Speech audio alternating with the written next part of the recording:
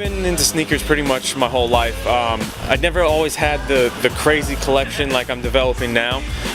When I was younger, it was all about the classics. It was about the white Nike Air Force Ones, Timberland boots, shell toes, you know, little Pumas here and there. And just as I've grown with my own visual languages within hip-hop as an artist, the sneakers came into that more and more, and that's when, you know, it just took off and it really just blew up in my own life and in society too, and it's been a blessing to be a part of it. That's wicked. How did you figure out, like, you know, sneakers gas masks? Like, okay, so in 2010 I started a project called Mask 365, and I made a mask every day for a year. They weren't always like the sneaker masks you see now. Some of them were designed or painted or just assembled from everyday objects. But I wanted to work with gas masks, being that I have a graffiti background in high school and middle school. That was my art form. And you can't paint on the gas mask because the paint will just chip or peel off of the rubber. So I had to find something else to do with them and how to make them my own. And a friend's mom was throwing out a Gucci handbag because the lining was falling apart. And I thought about it, and I cut it up and I applied it to a gas mask, and I was like, I really like this, but I don't know anything about handbags. So I looked to work with materials that I cared about, and that was sneakers. And being that when I went into college, I kind of left my writing behind, my graffiti behind, because of my scholarship. If I got busted, I would have lost that money.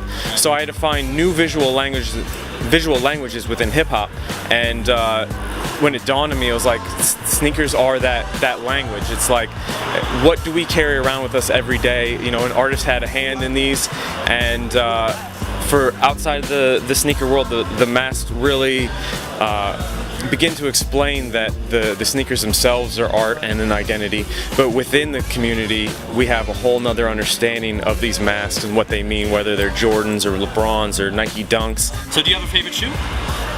You know what, my favorites go in stages. A couple weeks ago I was trying to get as many LeBron 8s in my collection because I cannot get enough of them, but I think overall the Air Max 90s, I find it really hard to turn down a nice pair of, and actually Montreal's been real good to me. I finally got a pair of the Milans. Nice. And oh, that suede is just too buttery. So you got your hands yeah, I was psyched about that, and it was a great bonus to actually make it happen here in Montreal. Excellent, man. Do you have a favorite shoe to transform? You know, my favorite shoe to transform is whenever I get to do that shoot for the first time.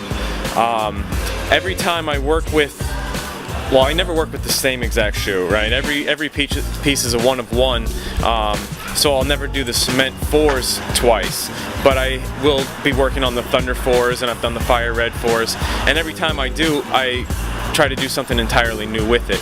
But there's nothing better than working with a shoe that I've never worked with before. There's quite a few that are coming up on the chopping block. The LeBron 10s, of course, are up.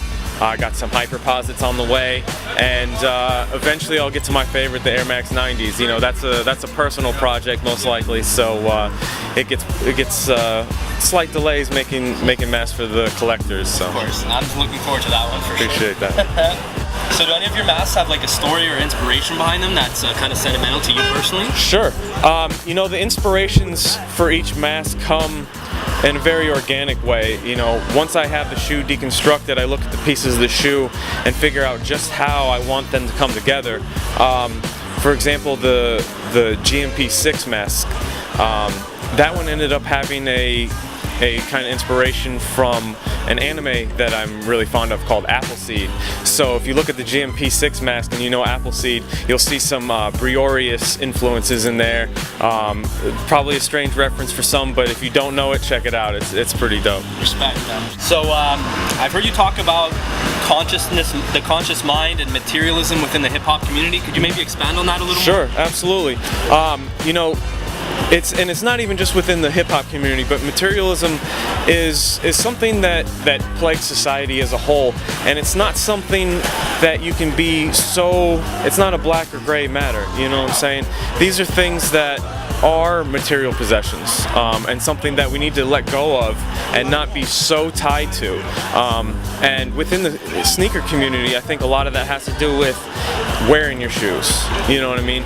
If you really have a passion for them, put them on your feet and show them off and share them with the world. And the masks have that duality to them.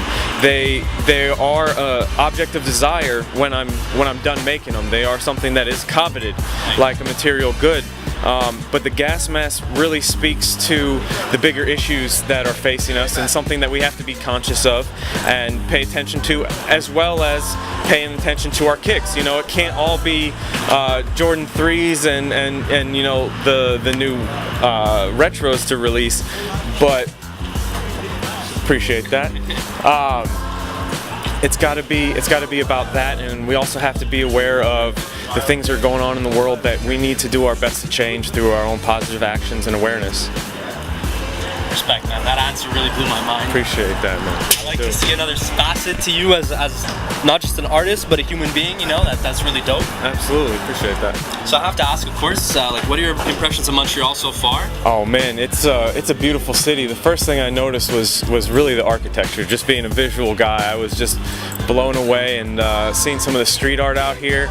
I got real excited just driving down the street. I was leaving the Core Chain's office. Actually, they made this piece right here. They're actually Montreal locals, been supporting for a while now through Drunk Off Shoes.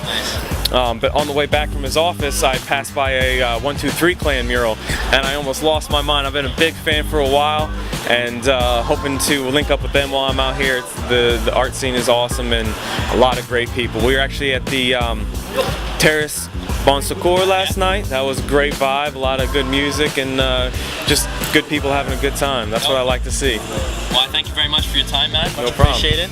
Dave, much appreciated.